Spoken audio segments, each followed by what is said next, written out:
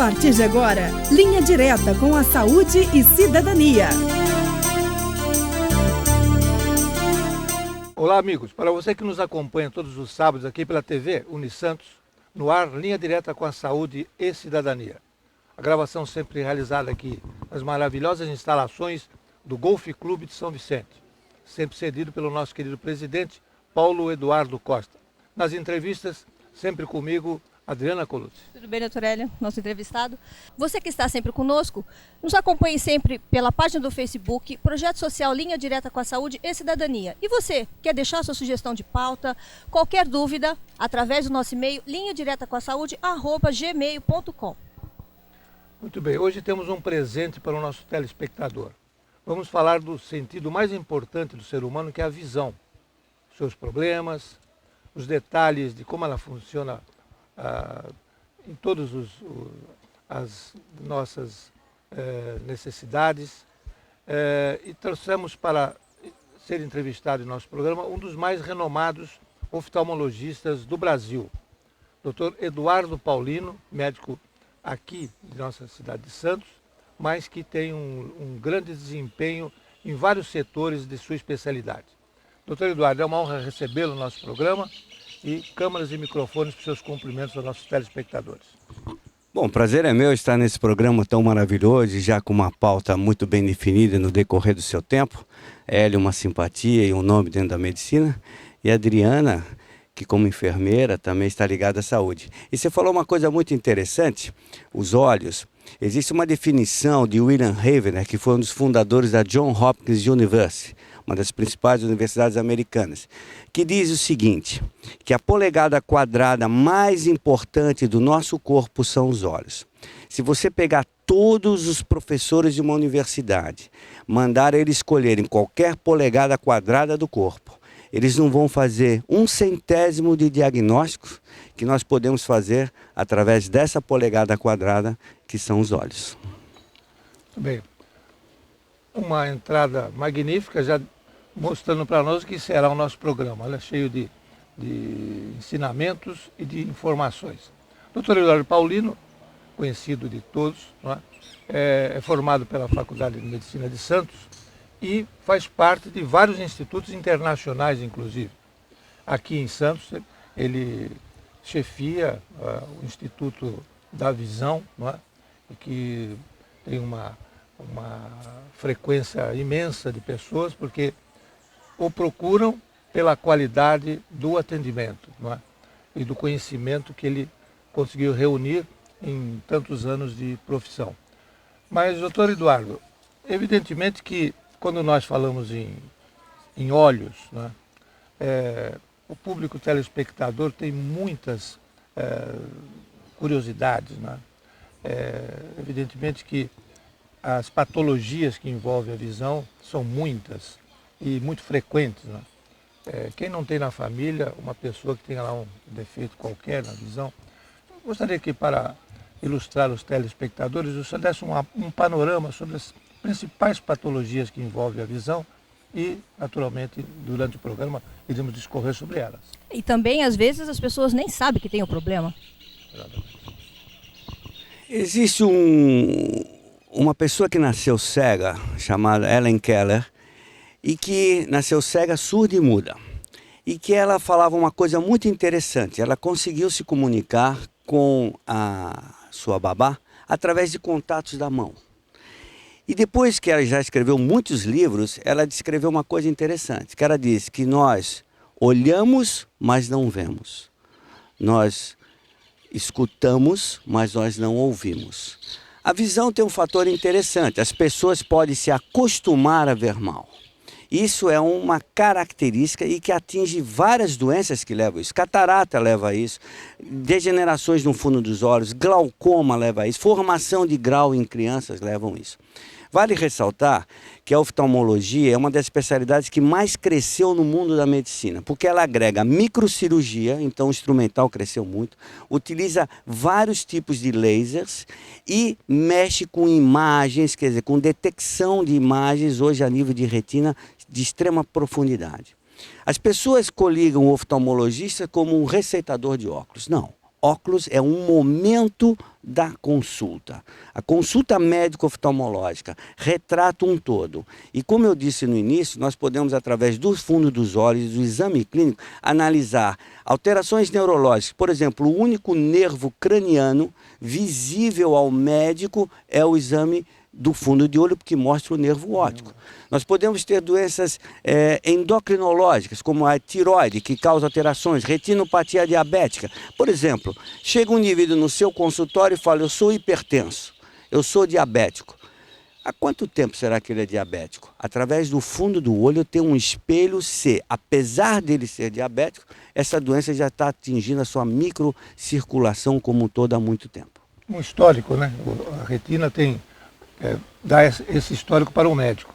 Muito bem, mas entre essas doenças que mais comumente vão ao seu consultório, doutor Eduardo, o que mais lhe chama a atenção com relação à frequência?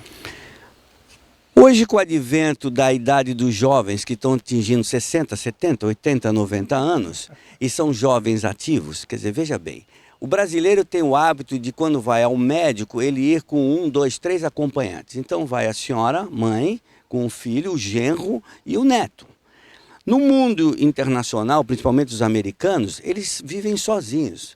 Então é muito comum as pessoas procurarem a cura, por exemplo, da catarata muito mais precoce. É um erro aquele conceito que nós temos de vamos esperar amadurecer a catarata. E o que é a catarata? A catarata é uma opacidade numa lente dentro dos olhos, atrás da menina dos olhos, que faz perder a visão progressivamente. Quais os fatores de risco para essa catarata? São diversos. Além da idade, que é o primeiro, a automedicação com colírios com corticoide, por exemplo, é uma causa importante. Doenças como diabetes, exposição em extremo ao sol, pessoas que trabalham no meio ambiente, fatores genéticos, traumas oculares, tudo isso interfere. Interessante é que o termo catarata vem porque os antigos chamavam de cataractis, queda dos líquidos dentro dos olhos, que não tem nada a ver, mas ficou, e a catarata é uma opacificação. Então, a lente fica opaca, é que nem eu riscasse uns óculos, e a pessoa vai progressivamente perdendo a visão. É interessante que às vezes a pessoa fala: minha avó lia sem óculos, que beleza. Ela lia porque ela estava míope, porque a catarata gera isso uma fase, ela perdeu a visão de contato social, mas ela tem um mundo pequeno. Então, concentre-se, procure ver as pessoas que te cercam e procure indicar o seu médico oftalmologista para operar a catarata. Doutor Eduardo Paulino, além de médico emérito de nossa cidade, é professor também universitário, já que atua nas faculdades do ABC e aqui na Faculdade Lusíadas. Mas, doutor Paulino, vamos para um intervalo. Na volta, gostaríamos de falar sobre as suas experiências na cirurgia refrativa. Estamos apresentando Linha Direta com a Saúde e Cidadania. Marcar uma data especial é sempre muito importante. Ari Foto e Vídeo, Avenida Dom Pedro II, número 225, Cidade Náutica, São Vicente. Telefone 3464-1737. Voltamos a apresentar Linha Direta com a Saúde e Cidadania. Estamos de volta. Linha Direta com a Saúde e Cidadania, o seu programa de todos os sábados aqui pela TV Unisantos, canal 40 UHF e 12 pela NET. Nosso entrevistado de hoje é o Dr. Eduardo Paulino, oftalmologista de nossa região. O nosso programa vai ao ar pelo apoio cultural do Laboratório de Análise Célula Mater, um dos mais conhecidos e respeitados laboratórios de análise do Brasil, com 5 filiais espalhadas aqui pela Baixada Santista, ABC e São Paulo. Também a clínica Renascer, de fisioterapia e academia. Lá dentro da Renascer existe uma academia para atender o público que lá comparecer. Essas empresas nós recomendamos a todo o nosso público telespectador. Mas, doutor Eduardo Paulino, no final do nosso primeiro bloco, deixamos o assunto das chamadas cirurgias refrativas, que sabemos que o senhor é um especialista emérito. Gostaria que o senhor passasse ao telespectador este assunto. Primeiro, Hélio, parabéns pela pergunta. Cirurgias refrativas. São um conjunto de cirurgias que visam corrigir os déficits de acomodação, os déficits de visão. Então, os tipos de grau: miopia, hipermetropia, astigmatismo e alguma coisa da presbiopia, que é a tal da vista cansada. Eu tive a sorte e a chance histórica já de ser um dos pioneiros da introdução de cirurgia de miopia no Brasil. Em 1986, estivemos na Rússia com o professor Fyodorov, que foi quem introduziu no mundo, e que a gente operava na época com gilete de barba. Parece que é carniceiro, não é nada disso. É que a gilete daquela época, a gente quebrava um filamento micro, a gente ajustava num porta-gilete especial cerca de 500 micras e nós fazíamos os cortes nos olhos. E com isso a córnea se enfraquecia, que é essa calota, e ela aplanava. Era uma arte, porque você tinha que operar com as duas mãos, cortando 85% de uma espessura micro dessa. Pois bem, aí surgiram os bisturis de diamantes, os lasers, que hoje é uma característica, os Exmer lasers, mas nós não operamos só a córnea. Então, quando se fala em cirurgias refrativas, nós temos as cirurgias na córnea, implantes São de... as cirurgias mais externas, né? Totalmente externas. E quando o indivíduo não tem indicação, porque ele não tem, por exemplo, espessura de córnea para isso, ele tem um grau muito alto, ele tem uma curvatura de córnea normal, nós podemos implantar lentes que são fixadas na íris e podemos corrigir até 25 graus com isso. Nós podemos trocar o cristalino, como se fosse uma cirurgia de catarata, corrigir até 30 graus com isso. Então, o conjunto de cirurgias visa deixar o quê? Jogar o óculos fora? Na maioria das vezes, sim. Mas visa principalmente, Adriana, deixar o indivíduo socialmente apto sem óculos. Poder viver, sobreviver, podendo ou não precisar, às vezes, de um uso de uma correção leve. Eu sou beneficiário dessas técnicas que o doutor está passando para o público telespectador. Tinha eu um grau muito alto de hipermetropia, o doutor nos atendeu em alguma oportunidade, e através dessa cirurgia que o doutor acabou de descrever, hoje a gente está sem óculos, etc. Então, para o público, realmente é um avanço incrível esse período em que a oftalmologia desenvolveu-se tanto, principalmente no campo cirúrgico, né?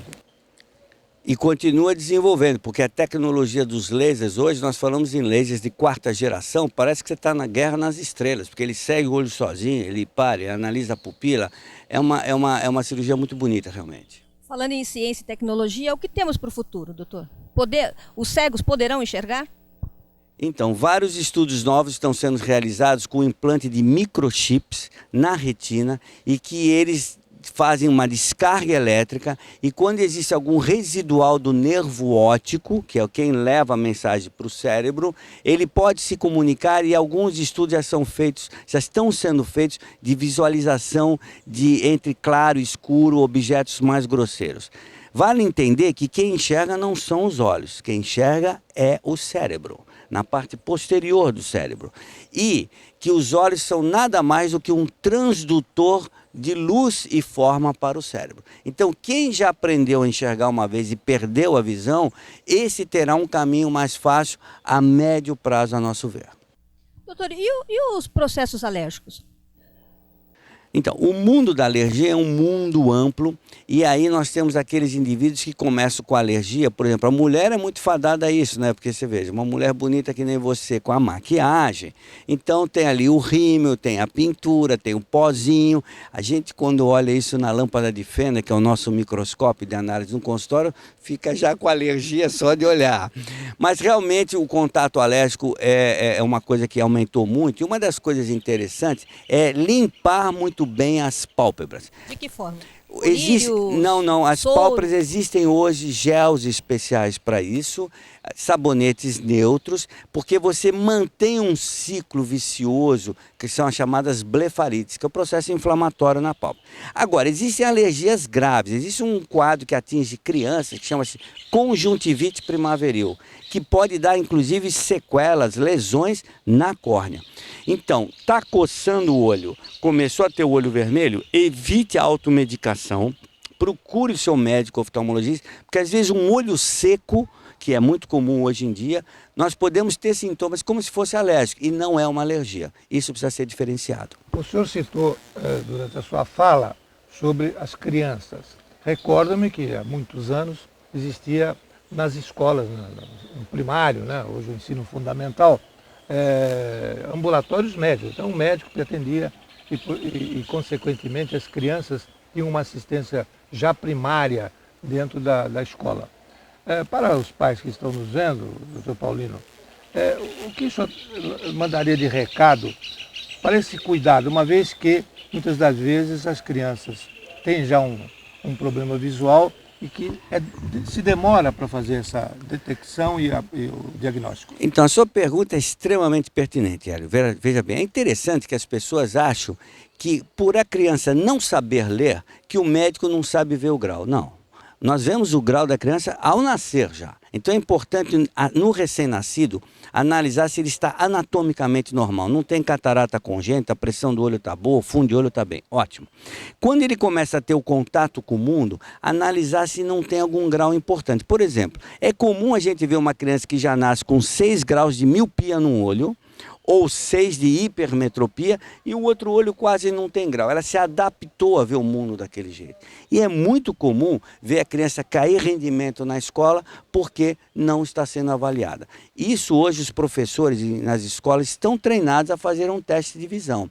Mas os pais é que precisam ser conscientizados de levar os filhos. Hoje o problema também é da internet, cada vez mais tecnologia, são menores os aparelhos e as crianças ali, os problemas de visões chegam mais cedo por conta disso? Então, isso é interessante sua pergunta, Adriana, porque existe sim um estudo que o trabalho de perto gera um espasmo na musculatura interna dos olhos e tende a levar a um aumento da miopia, como também dormir com luz sobre os olhos à noite, quer dizer, quarto, televisão ligada. Existem estudos sendo feitos nesse sentido de gerar um aumento da miopia na tenra idade.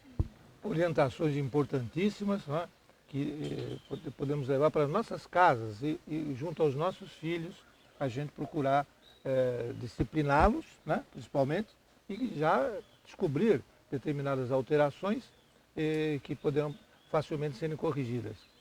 Vários episódios aconteceram, descritos, né, de que pais castigavam seus filhos por um baixo aprendizado na escola, quando na verdade o problema era um problema visual. Mas vamos fazer mais um intervalo. Voltaremos no terceiro bloco para falar mais do homem, Eduardo Paulino. Estamos apresentando Linha Direta com a Saúde e Cidadania. Marcar uma data especial é sempre muito importante. Ari Foto e Vídeo, Avenida Dom Pedro II, número 225, Cidade Náutica, São Vicente. Telefone 3464-1737. Voltamos a apresentar Linha Direta com a Saúde e Cidadania. Estamos de volta, programa Linha Direta com a Saúde e Cidadania, aqui pela TV Unisantos, canal 40 HF, e pela NET, canal 12. Adriana, o nosso entrevistado, o doutor Eduardo Paulino, oftalmologista emérito, famoso da nossa região, também é um homem cheio de outras atividades, né? É um homem eclético, viu, doutor? Vamos então agora explorar um pouco esse lado do ser humano que é Eduardo Paulino. Doutor Hélio, o doutor Eduardo Paulino também, ele é um homem eclético, não apenas como médico oftalmologista, também é músico. Participou desse último concerto, dia 26/6, que por coincidência, seu aniversário. Fale-nos um pouco sobre esse seu lado. Olha, a nossa profissão sempre rouba um sentido de concentração, né? A gente tem um certo estresse no dia a dia. E como é que nós podemos recarregar as nossas baterias como médico, não é, Hélio? A minha forma de recarregar é através da música. Eu tive um ensinamento pela minha mãe, comecei aos 6 anos de idade. Minha mãe ganhou o Guinness Book como a violinista mais antiga do mundo, isso é uma honra para a nossa cidade. Ela ganhou com 96 anos e 363 dias. E é interessante, quando eu fui fazer minha residência no Penido Burnier, em Campinas, eu era obrigado a morar dentro do hospital. E a primeira preocupação foi pedir à diretoria se eu podia levar um piano lá para dentro. E eles me Não é um autorizaram. livro, não, né? O piano. E o plantão demorava uma semana. Eu entrava sexta-noite e saía na outra sexta-noite. Então eu estudava muito a medicina e tocava piano. E me despedi da cidade de Campinas com um concerto no principal teatro de lá com o Nilson Zago, que é um grande pianista nosso. Pois bem, continuei com isso, então eu criei projetos e uma média de cada 2 anos eu lanço um CD, a maioria com as músicas minhas, e dou esse CD para uma entidade carente. O primeiro foi para as crianças aidéticas, depois fizemos o segundo para as creches do Colégio Estela Maris, depois fizemos um interessante, improvisando sobre quadros do Benedito Calixto, pois eu sou diretor cultural da Pinacoteca Benedito Calixto há cerca de 12 anos, e esse se chamava Olhos sob Teclas.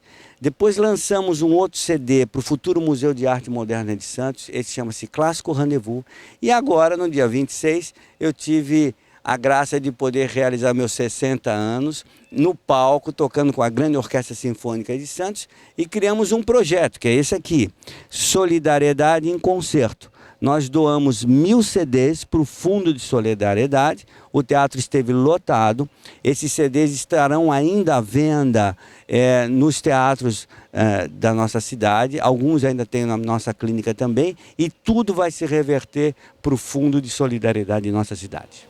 Isto, de uma certa forma, doutor Eduardo, nos leva à seguinte constatação. Para o médico que tem uma atividade constante, de concentração permanente, atividades, hobbies como este, certamente ajudam a melhorar, inclusive, o seu próprio desempenho no seu trabalho. Sem dúvida nenhuma, porque recarrega o lado emocional, quer dizer, eu chego em casa, na hora que eu vou almoçar, antes eu sento um pouco e toco no piano. E em termos cirúrgicos, foi muito interessante, porque como eu opero em microscópio e preciso ser ambidestro tecnicamente, a minha mão esquerda é praticamente a minha direita por causa do estudo do piano desde os 6 anos de idade. Então o meu traquejo com a mão esquerda me ajudou muito na técnica de microcirurgia. O senhor falou em hobby, mas ele tem outro hobby. Ele vê a vida não apenas com olhos pequenos, e sim uma vida mais ampla. Adora fazer viagens internacionais. De que forma, doutor?